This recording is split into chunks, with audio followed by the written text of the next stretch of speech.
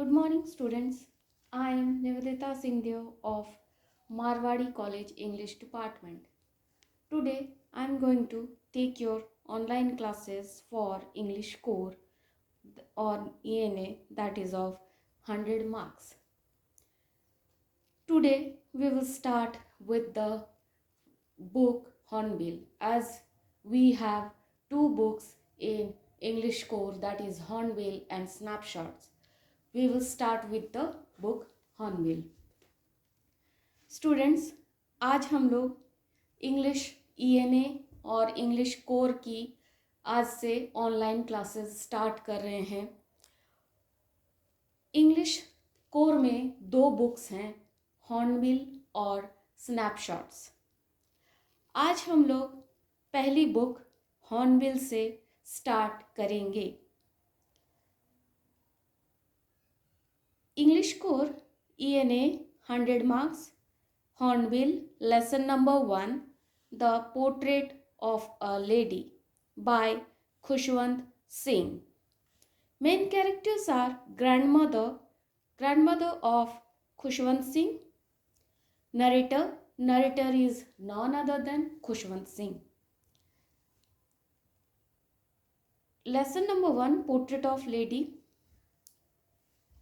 जहाँ पे पहली बार में राइटर ने अपनी ग्रैंडमदर के बारे में कैरेक्टर स्केच दी है या उनका पर्सनल एक्सपीरियंस, उनकी ग्रैंडमदर, उनकी दादी के साथ जो उनका बचपन गुजरा या उनके साथ जो एक्सपीरियंस हुआ वो उन्होंने इसके यहाँ पे स्टोरी के फॉर्म में लिखा है।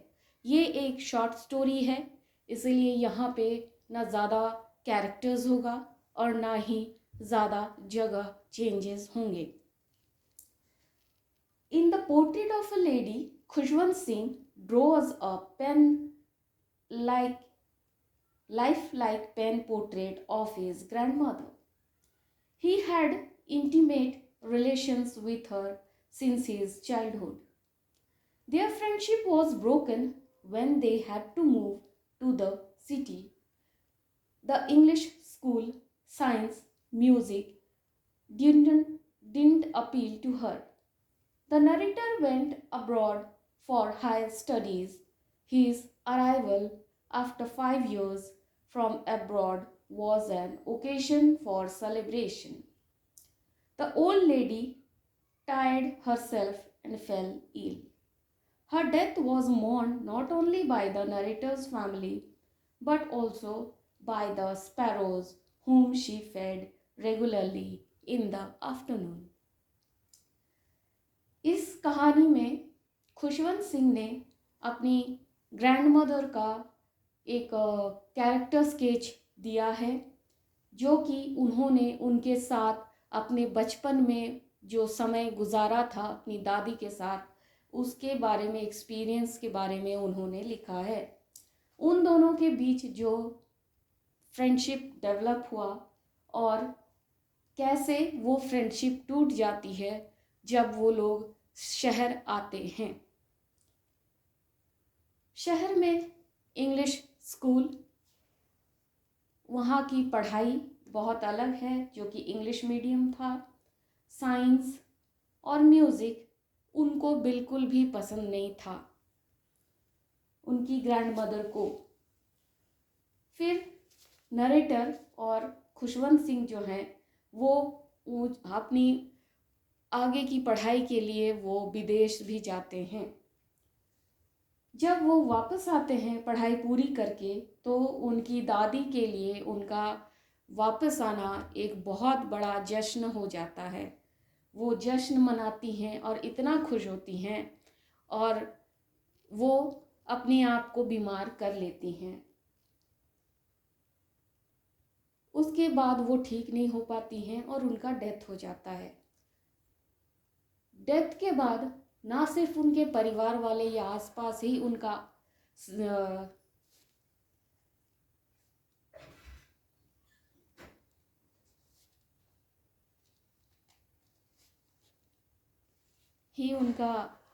शोक जाहिर करते हैं, बल्कि वहाँ की जो छोटी छोटी चिड़िया को वो खाना खिलाती थी, वो लोग भी शोक जाहिर करने आते हैं। पहला para. The portrait of a lady Khushwant Singh draws a pen portrait of his grandmother. His grandmother was like everybody's grandmother. She was an old lady. It was hard to believe that once she had been young and pretty. His grandfather's picture hung above the mantelpiece in the drawing room. He looked at least 100 years old. पहले paragraph में खुशवंत सिंह ने ये बताने की कोशिश की है कि कैसे उनकी ग्रैंडमदर बिल्कुल ही जैसे दूसरे की ग्रैंडमदर होती हैं वैसे ही थी, बहुत ओल्ड थी, और उनको ये कभी मानने में मुश्किल हो रहा था कि उनकी दादी कभी यंग रही होंगी, सुंदर रही होंगी। और उन्होंने जब भी अपने ग्रैंडफादर का पिक्चर देखा था, फ़ोटो देखी थी, उनके ग्रैंडफादर को उन्होंने नहीं देखा था, वो हमेशा एक फ़ोटो फ्रेम में उनका पिक्चर टंगा हुआ देखते थे और वो फ़ोटो में दिखता था कि जैसे उनके ग्रैंडफादर जो हैं वो 100 साल के रहे होंगे। Khushwant सिंह's grandmother was a short lady. She was fat and slightly bent.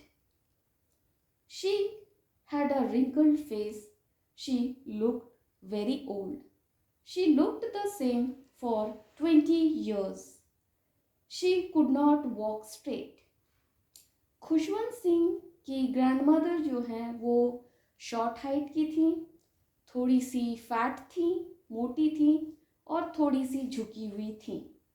उनके चेहरे पे झुर्रियाँ भरी हुई थी और वो बहुत ओल्ड, बहुत बूढ़ी दिखती थी।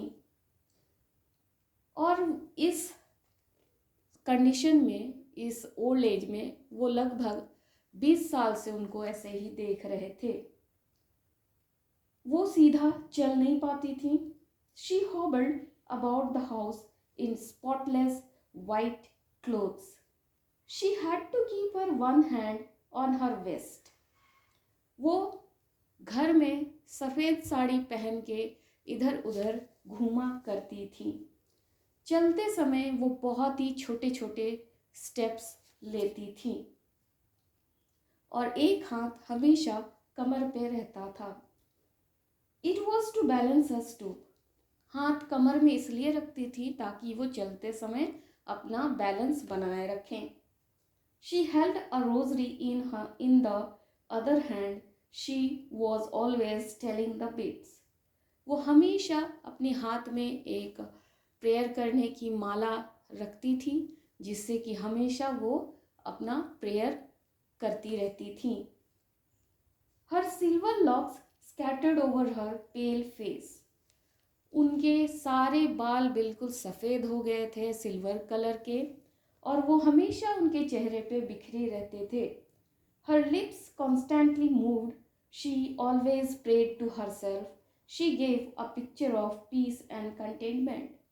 और हमेशा उनकी लिप जो है, मुंह जो है, वो प्रेयर में चलती रहती थी और उनको देखने से ही बिल्कुल शांति का एहसास होता था। The narrator and his grandmother were good friends. His parents had left him with her. They were always together. Narrator और खुशवंत सिंह जो हैं वो बचपन से ही अपनी ग्रैंडमदर के साथ रहे। उनके पेरेंट्स यानी कि माता पिता उनको उनकी ग्रैंडमदर दादी के पास छोड़ के वो लोग शहर चले गए थे। उसी समय से नरेटर खुशवंत सिंह और उनकी दादी दोनों बेस्ट फ्रेंड बन गए थे। She used to wake him up in the morning. She got him ready for school. She said her morning prayer in an unchanging sing-song. रोज सुबह वो नरेटर यानी खुशवंत सिंह को सुबह सुबह उठाया करती थी उनको स्कूल के लिए तैयार करती थीं और अपना भी सुबह का मॉर्निंग का प्रेयर करके और वो तैयार हो जाती थीं। She would wash his wooden slate and plaster it with yellow chalk. उनका पढ़ने का सारा सामान भी उनकी दादी ही तैयार करती थीं। She would take an earthen ink pot and a red pen. She would tie them in a bundle and hand it to him. उनका स्लेट, चॉक, उनका इंक पॉट और एक रेड पेन दोनों को सब कुछ साफ सुथरा करके तैयार करके उनके हाथ में दिया करती थी। She would give him a thick stale chapati with a little butter and sugar spread on it.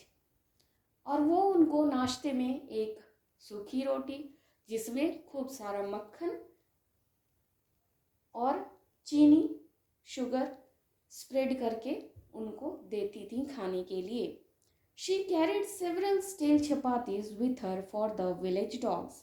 और साथ में कुछ सूखी रोटियां अपने साथ रख लेती थी ताकि रास्ते में जो गांव के कुत्ते होते थे उनको खिलाने के लिए। Today up to this we will continue in our next video. आज इतना ही तक, हम लोग इसके आगे फिर अगली वीडियो में इसको कंटिन्यू करेंगे।